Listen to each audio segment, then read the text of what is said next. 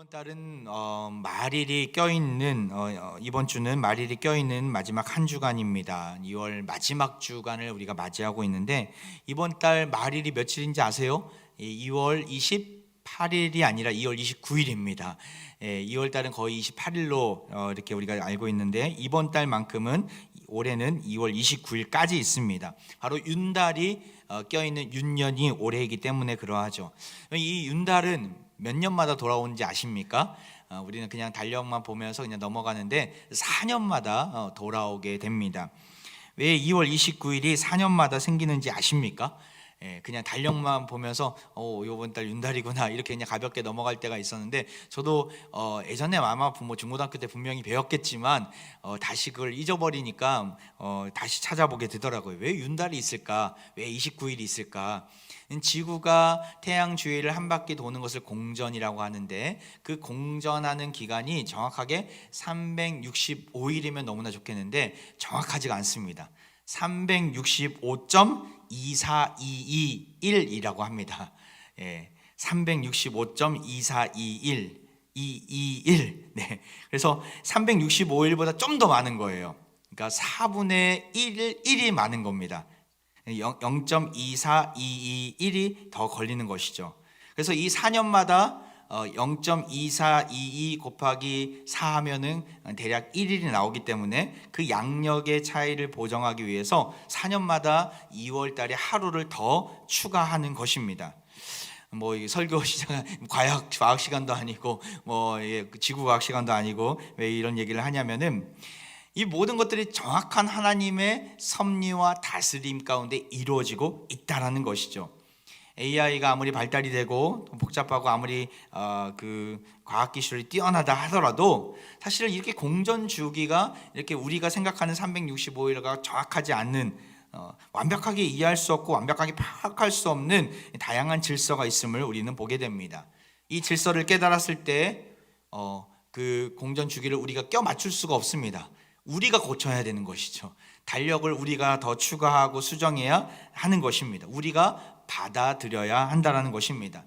다시 날짜를 계산하고 연도를 따질 수 있습니다. 이것을 고치지 않고 그냥 365일만 한다면 계속해서 그 공전 주기가 어긋나게 되고 낮과 밤 그리고 계절 주기에 대한 부분들이 점점 간극이 커지기 때문에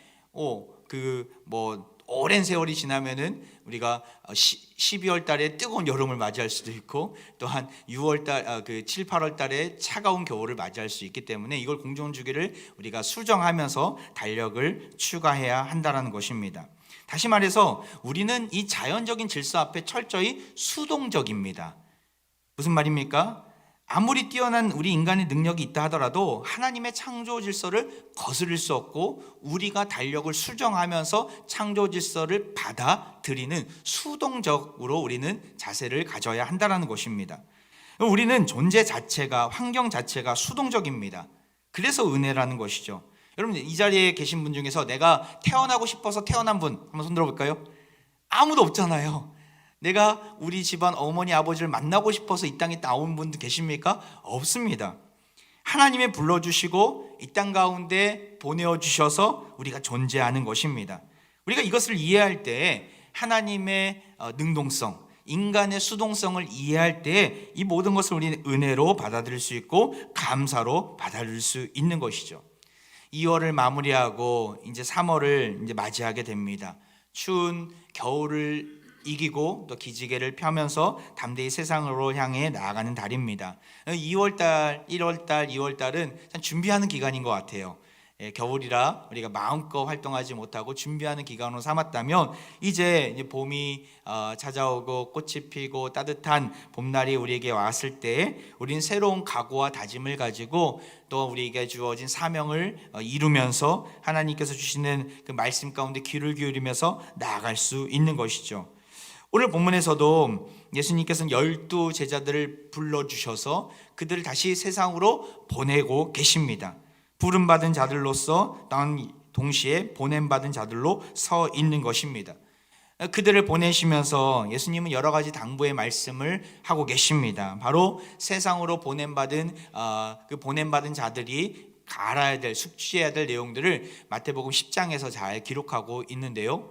우리가 이제 3월 달을 맞이하면서 우리도 보냄받은 자로서 세상을 향하여 어떤 새 학기를 맞이하면서 힘차게 나아가야 합니다. 이때에 이 제자들에게 주신 이 말씀이 우리에게 큰 지침이 될 줄 믿습니다. 이 하나님의 말씀을 내 삶 가운데 잘 적용하셔서 정말 하나님께서 원하시고 하나님께서 뜻하신 바를 온전히 이루어드리는 우리 모두가 되기를 간절히 축원드립니다. 세상으로 보냄받은 자로 우리가 잊지 말아야 될 첫 번째는 무엇입니까? 바로 우리는 이 모든 것을 거저 받았다라는 것입니다. 우리 7절과 8절인데요. 우리 같이 한번 읽어볼까요? 시작. 가면서 전파하여 말하되 천국이 가까이 왔다 하고 병든 자를 고치며 죽은 자를 살리며 나병한 자를 깨끗하게 하며 귀신을 쫓아내되 너희가 거저 받았으니 거저 주라. 주님께서 제자들에게 명령하시면서 거저 받았으니 거저 주라 명하십니다. 우리는 거저 받은 것을 먼저 인정할 수 있어야 합니다. 이 거저 받은 것, 무엇을 거저 받았습니까? 오늘 본문에서 잘 나와 있습니다. 바로 7절에 보면 선포하라고 말씀하신 천국을 우리가 먼저 받은 것이죠. 여러분, 이 천국은 무엇입니까? 구원을 의미합니다. 예수님 당시 유대인들은 천국을 너무나 사모했던 때였어요. 바로 종교 지도자들의 여러 타락으로 인해서 그들의 영적인 상태가 너무나 곤핍한 상태였고, 나아가 그 로마의 압제 속에서 그들은 너무나 먹고 살기가 힘겨웠던 때를 맞이했습니다.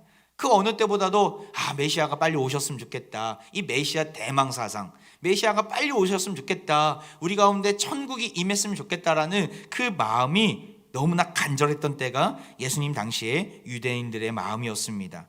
그리고 하나님은 그들의 부르짖음 가운데 응답하셔서 때가 참에 예수님이 이 땅 가운데 오시게 되죠. 예수님이 이 땅에 오셔서 무슨 일을 행하셨습니까? 오늘 8절에 보면 병든 자를 고치시고 죽은 자를 살리시게 됩니다. 나병 환자를 깨끗하게 하시며 귀신을 쫓아내시게 됩니다. 이 놀라운 사역을 제자들에게 먼저 보여주셨고, 제자들은 눈이 휘둥그레지면서 예수님이 하신 사역들을 옆에서 보면서 놀라운 천국이 이 땅 가운데 임했구나라는 것을 경험하게 됩니다. 그리고 예수님이 이 놀라운 구원의 역사를 보여주시면서 그들에게 이 사역을 맡기시며 이 사역을 마음껏 펼치라라고 지금 명령하고 계신 것입니다. 부름받은 제자들은 어떤 자격이 있어서 이러한 천국을 경험한 것입니까? 그들의 사회적인 지위가 높고 재물이 많고 혹은 그들의 육체적인 모습들이 너무나 완벽해서 이 놀라운 구원을 경험한 것입니까? 아닙니다. 예수님께서 12제자를 선택하실 때에 그들의 모습은 너무나 연약한 모습이었고 보잘것없는 모습이었습니다. 하지만 하나님의 강권적인 은혜와 사랑과 섭리로 그들을 제자로 선택하신 것이죠. 예수님은 그들의 자격을 보지 않으셨습니다. 그들이 수준이 높아서 그들이 선택받은 것이 아닙니다. 만약 그러했다면 그들은 예수님의 기준에 들어오지 못했을 것입니다. 왜 그렇습니까? 예수님이 보시는 그 수준은 아주 인간이 따라올 수 없는 그 경지에 이르렀기 때문에 우리가 하나님의 기준에 예수님의 그 수준에 맞출 수 없기 때문에 제자로 선택받지 못했을 것입니다.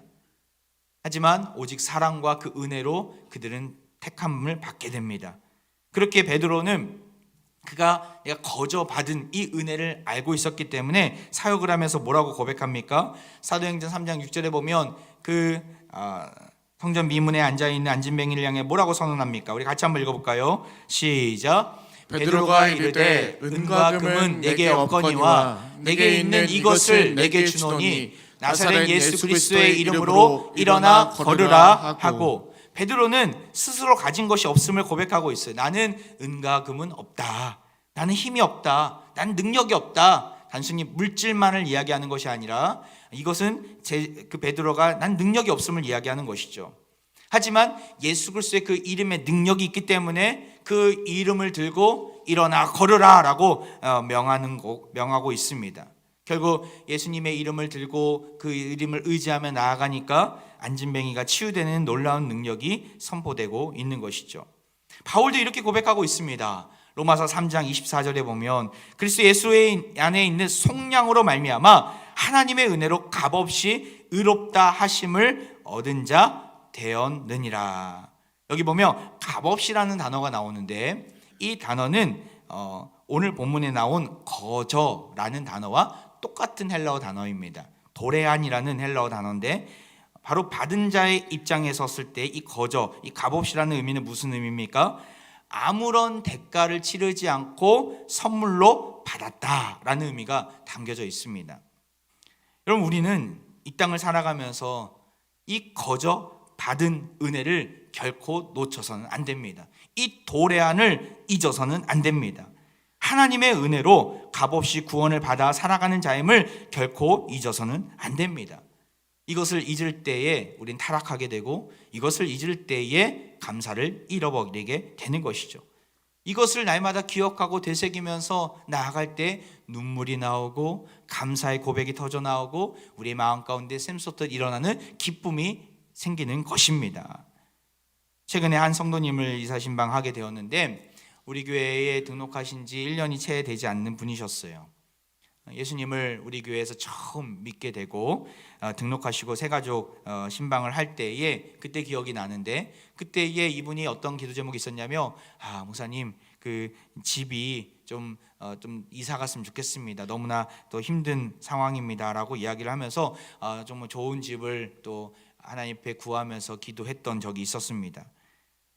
그분의 삶을 보니까 경제적인 상황이 만만치 않았고 녹록지 않아서 어려워 지하에 있는 그 빌라의 지하에 있는 곳에서 사셨는데 좀 더 나은 집을 달라는 그 기도를 오랫동안 했던 것이죠. 그러다가 새해가 되었을 때 이사를 가신 거예요. 그리고 이사 신방을 최근에 이렇게 받게 되신 것입니다. 들으니까 하나님의 기가 막힌 은혜가 있었더라고요.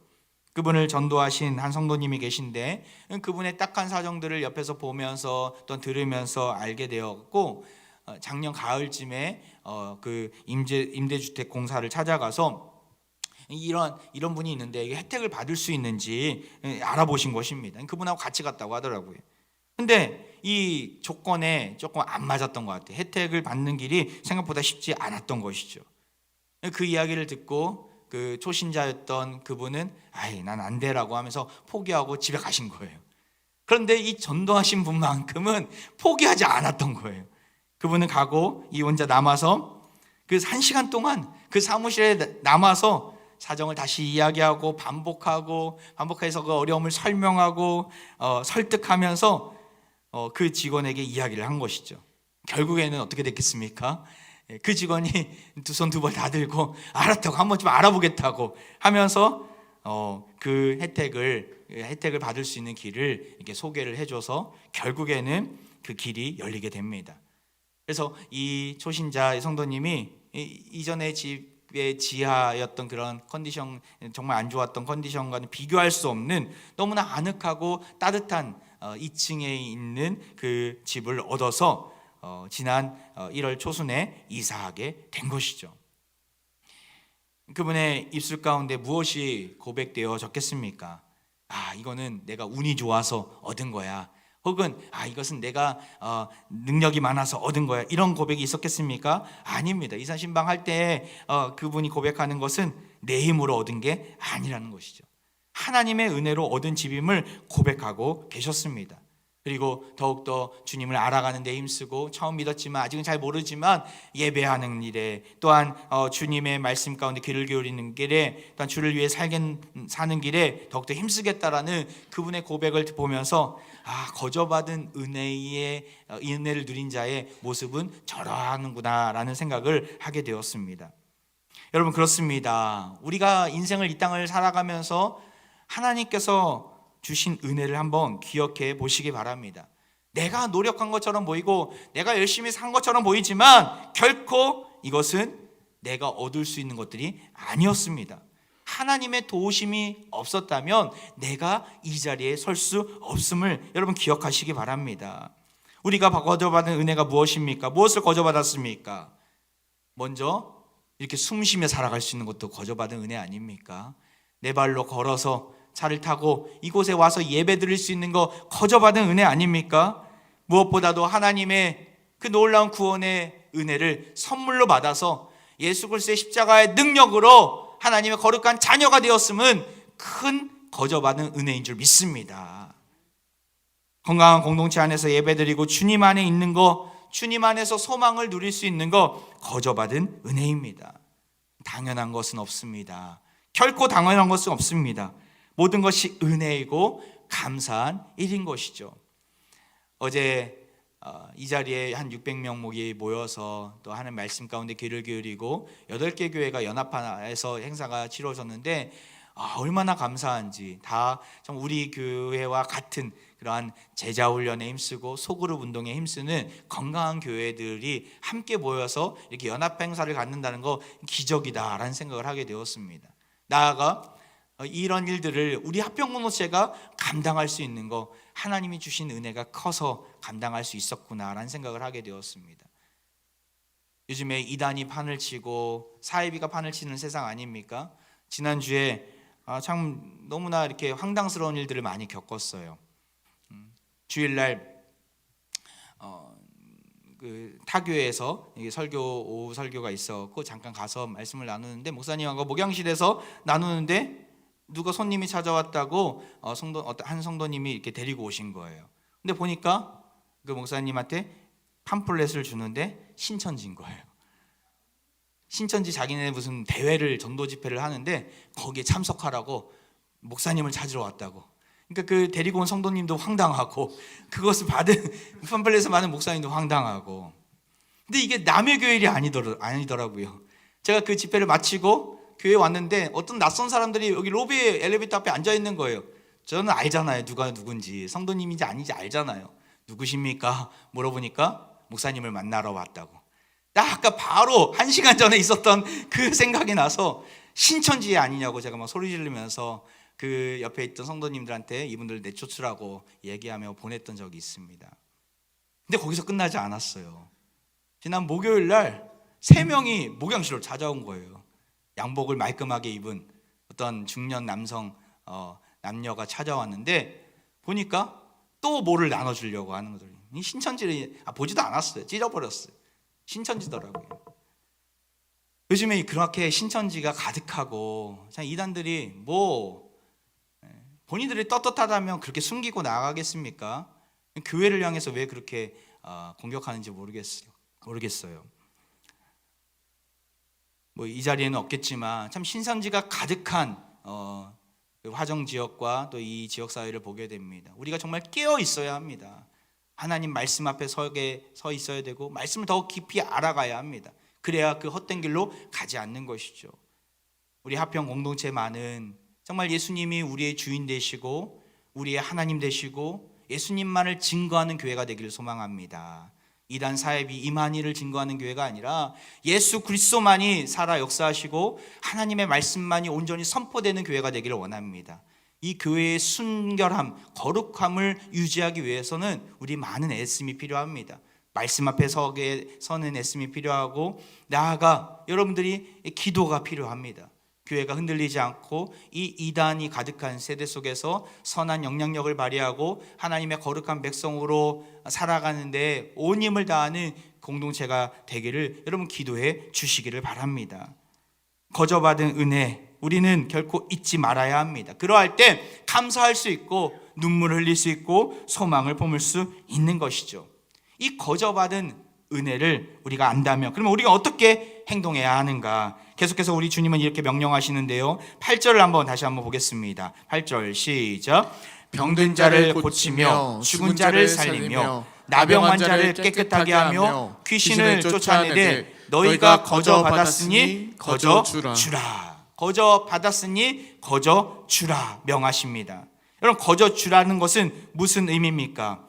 아까는 거저 받는다라는 의미에 대해서 설명을 드렸는데 아무런 대가를 치르지 않고 선물로 받았다라는 의미가 있다면 거저 주라라는 이 주는 자의 입장에서는 어떤 의미가 담겨져 있습니까? 바로 어떠한 결과도 기대하지 말고 그대로 주라라는 의미가 담겨져 있습니다. 우리 여기서 놀라운 사역의 원리를 알아야 합니다. 거저 받은 자가 거저 줄 수 있다는 말입니다. 이 말의 반대 의미는 무엇입니까? 거저받지 못한 자는 거저 줄 수 없다는 말이죠. 마치 구원받지 못한 자가 구원을 전할 수 없는 것처럼 말입니다. 내가 은혜를 받았다면 그 은혜를 거저 나눌 수 있는 것이죠. 내가 열심히 노력해서 얻은 것이기에 아깝게 대가 없이 준다는 것은 상상할 수 없습니다. 하지만 그 모든 것들이 하나님의 은혜임을 안다면 있는 그대로 아낌없이 나눠줄 수 있는 것이죠. 목회자라면, 나 사역자라면 이 생각을 결코 놓치지 말아야 합니다. 하나님의 은혜를 충만하게 누리지 못하면 은혜를 끼칠 수 없습니다. 하나님의 은혜임을 알지 못하면 은혜를 나눌 수 없습니다. 모든 것이 내가 잘나서 얻은 거야 라고 생각한다면 은혜가 나가지 않습니다. 은혜가 뿜어지지 않습니다. 내가 은혜임을, 은혜로 내가 이 자리에 있음을, 은혜로 선포하고 있고 은혜로 말씀 앞에 서 있음을 안다면 자연스럽게 그 은혜가 선포되는 것이고 나타내어지는 것이죠. 이 말씀을 준비하면서 내가 무엇을 거저받았을까? 너무나 많은 것들을 거저받았더라고요. 먹이시고 입혀주신 그 하나님의 은혜를 거저받았습니다. 특별히 학창시절에 학비를 마련할 때마다 큰 고민이 있었어요. 이번 학기는 어떻게 보내야 될 것인가, 어떻게 채워야 될 것인가. 특별히 대학 때 저희 집 형편을 들여다보면 대학에 들어간다는 것은 큰 모험이었습니다. 요즘에야 어떤 가난한 학생들에게 국가장학금이나 여러 혜택들을 이렇게 줄 수 있는 제도가 잘 되어 있지만 그때는 학비가 나올 구멍이 전혀 보이지 않았었던 때입니다.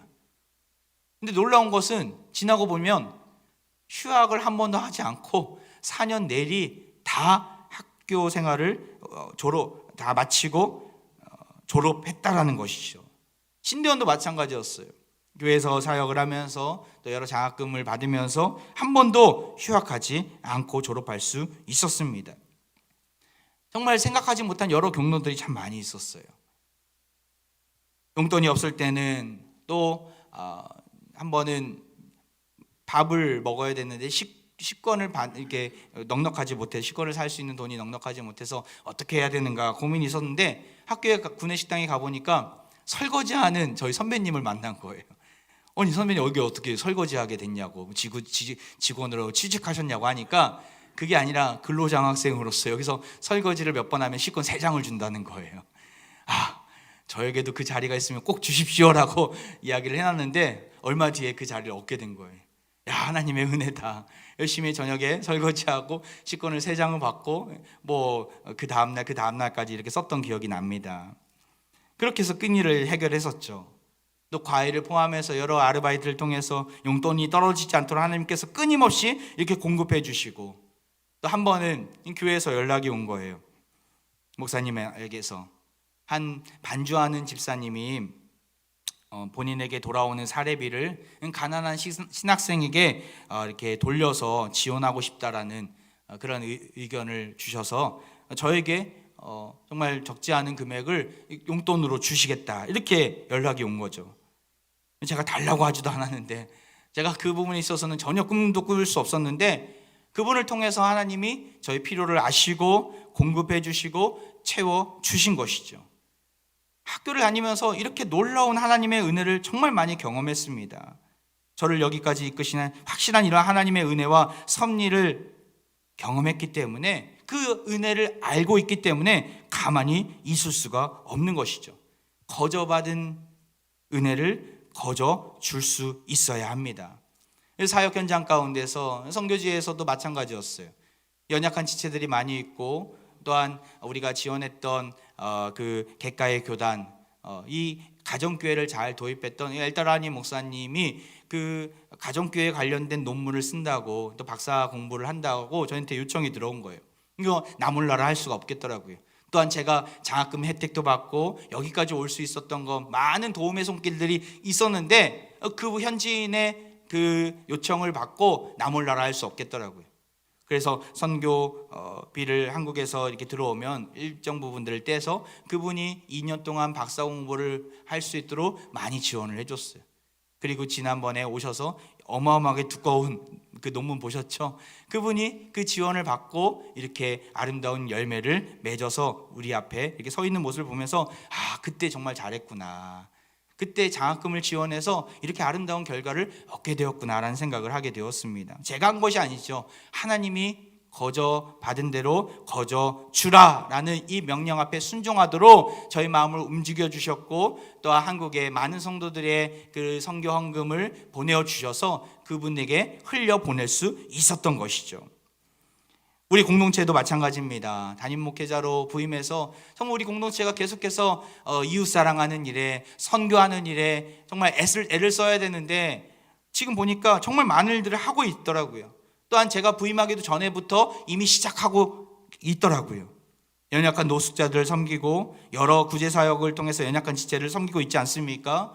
또한 명절 때마다 홀로 계신 우리 시니어들을 또한 힘을 주고 또 섬기고 있지 않습니까? 또한 장학금을 가지고 경제적으로 어려움이 있는 학생들, 선교사님 자녀들, 여러 우리 주변에 연약한 지체들을 섬기고 있지 않습니까? 또한 그 장학금을 인도네시아도 보내고 필리핀도 지금도 보내고 있지 않습니까? 여러 이웃사랑의 자리에서 베풀고 나는 일에 온 힘을 다하고 있는 우리 공동체를 보게 되어서 얼마나 감사한지. 최근에 기아대책 우리 관계자가 오셔서 잠깐 이야기를 나누는데, 우리 교회가 오랜 기간 기아대책본부와 함께 연약한 그 아동들을 돕고 또 후원하는 일에 애를 썼는데 벌써 그 후원 누적 금액이 1억 원이 넘었다고 하더라고요. 1억 원이. 우리가 몇십만 원씩 또한 때로는 뭐 몇백만 원씩 이렇게 보내기도 하고 후원을 했었는데 지금 그 후원 누적 금액이 1억 원이 넘어서 필란트로피 클럽에 가입되었다라고. 그러니까 고액 기부자 그 명단에 우리 화평 공동체가 화평교회가 가입되었다라 그런 말을 들었는데 얼마나 감사했는지 모릅니다. 우리 공동체가 계속해서 이러한 선한 파이프라인이 되어서 그 거저받은 은혜를 계속해서 흘려보내는 역할을 하고 있구나. 이 일에 우리 모두가 한 마음을 이루고 있구나. 얼마나 감사했는지 모릅니다.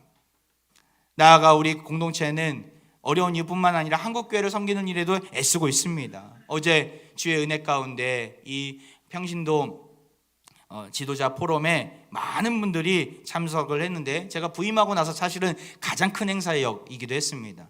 8개 교회 600명이 이 자리에 모인다라는 거, 본당에 빈자리가 없을 정도로 꽉 차서 많은 분들이 이 자리에 모인다라는 거 정말 쉽지 않은 일입니다. 그리고 그분들의 식사도 책임져주고 또한 간식도 책임져주고 모든 순서가 물 흐르듯 규모 있게 진행된다라는 거 정말 쉽지 않습니다.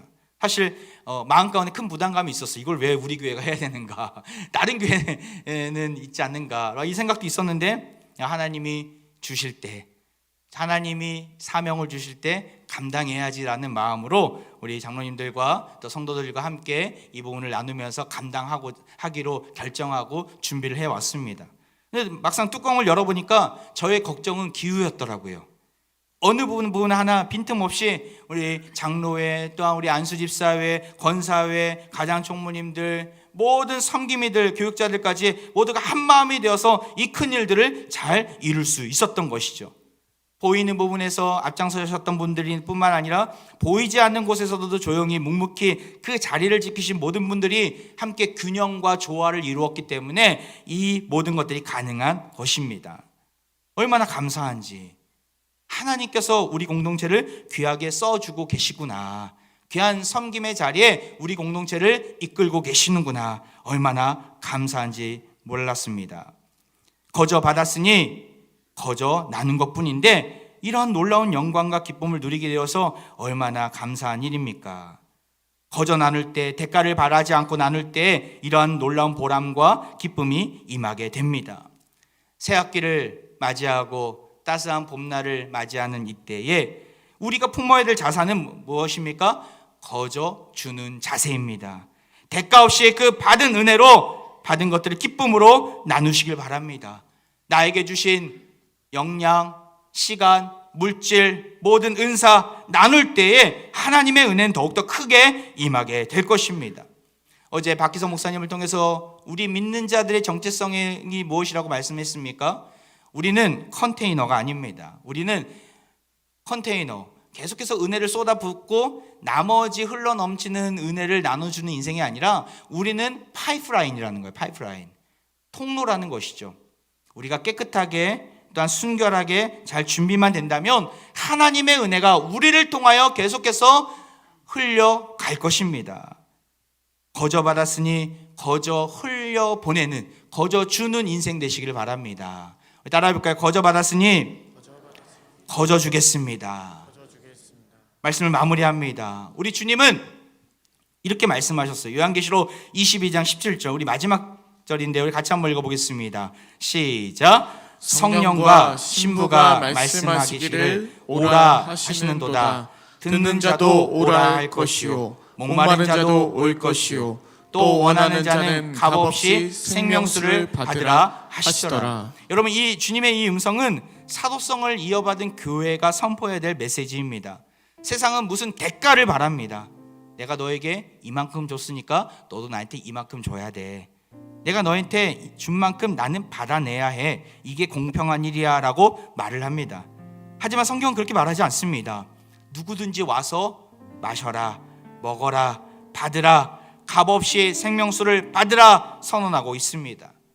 대가 없이 구원의 은혜를 주신다는 것이고 그 은혜를 나누고 증거하라고 명령하고 계십니다.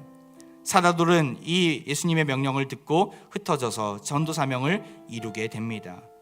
사랑하는 평가족 여러분, 우리에게도 이 놀라운 사명이 주어졌습니다. 무엇입니까? 거저 받았으니 거저 주라. 이 사명, 거저 주신 것을 다시금 생각해 보시기 바랍니다. 무수히 많은 것들을 우리는 날마다 누리고 있지 않습니까? 내가 노력해서 얻은 거 미미합니다. 보잘것없습니다. 하나님의 은혜로 받은 것이죠. 하나님께 마음껏 드리는 것을 아까워하지 마시기 바랍니다. 연약한 지체들을 위한 일에 온 힘을 다하시기 바랍니다. 주를 위한 일에 온 힘을 다해 애쓰시길 바랍니다. 무엇보다도 주님께서 우리에게 들려주신 이 거저받은 복음, 놀라운 예수 그리스도의 보혈의 능력을 나누시길 바랍니다. 무엇을 하든 어떤 대가를 바라지 마시고 하나님의 은혜로 나누시기 바랍니다.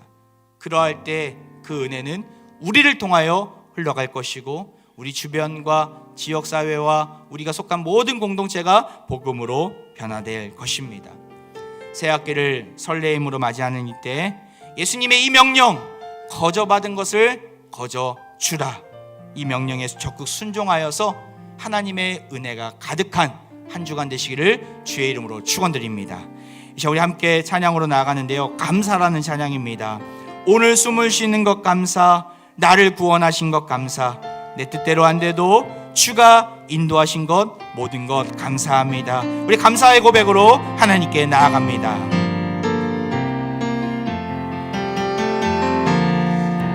오늘 숨을 쉬는 것 감사,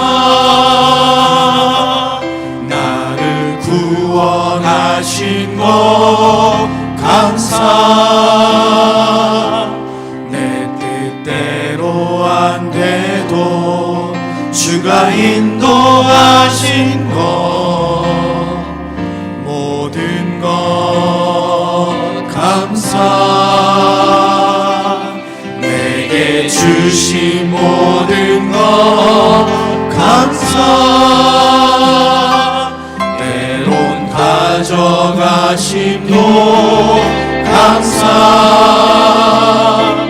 내게 고난 주셔서 주 뜻 알게 하신 것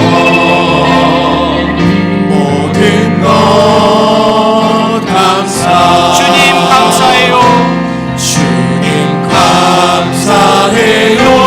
주님 감사해요. 내가 여기까지 온 것도 은혜입니다. 주님 감사해요. 주님 감사해요. 나를 사랑하신 주 사랑 감사합니다. 우리 다시 한번 찬양합니다. 오늘 숨을 쉬는 것 감사, 오늘 숨을 쉬는 것 감사, 나를 구원하신 것 감사, 내 뜻대로 안 되고 주가 인도하신 것 모든 것 감사. 항상 주 안에 있음 감사, 항상 주 안에 있음 감사, 참된 소망을 주신 것 감사합니다. 참된 소망 주신 것 감사, 나 같은 사람도 자녀 삼아 주셨습니다. 같은 사람도 자녀 삼아 주신 것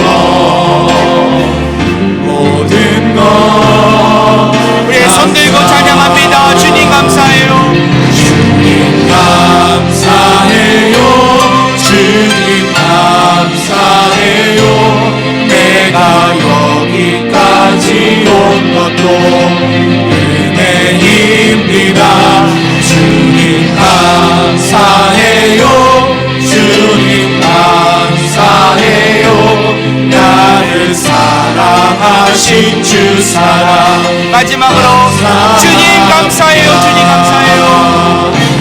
주님 감사해요.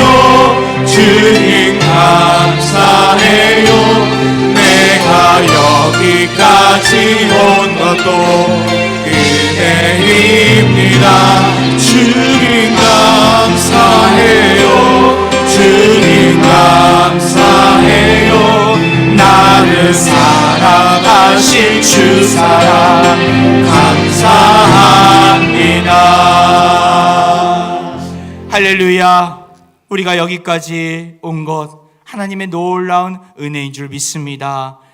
신실하신 백성들에게 값없이 대가 없이 구원의 은혜를 베푸신 하나님 아버지를 찬양합니다. 나누고 베푸는 일에 인색했던 우리의 모습이 있었습니다. 은혜가 아니라 당연한 것으로 여겼던 우리의 교만함과 무지함이 있었습니다. 이 시간 타락한 우리를, 연약한 우리를 불쌍히 여겨주시고 다시금 구원의 은혜와 사랑을 마음껏 부어주옵소서. 값없이 거저주신 은혜를 다시금 깨닫게 하시고 이 거저받은 은혜를 마음껏 나누고 베풀고 선포하는 일에 우리를 사용해 주옵소서. 새학기를 맞이하는 이때 주를 위한 일에, 남을 위한 일에 아까워하지 아니하고 우리의 시간과 물질과 역량과 은사, 우리의 삶을 주님 앞에 내어 맡기며 힘을 다하는 우리가 되게 하여 주옵소서.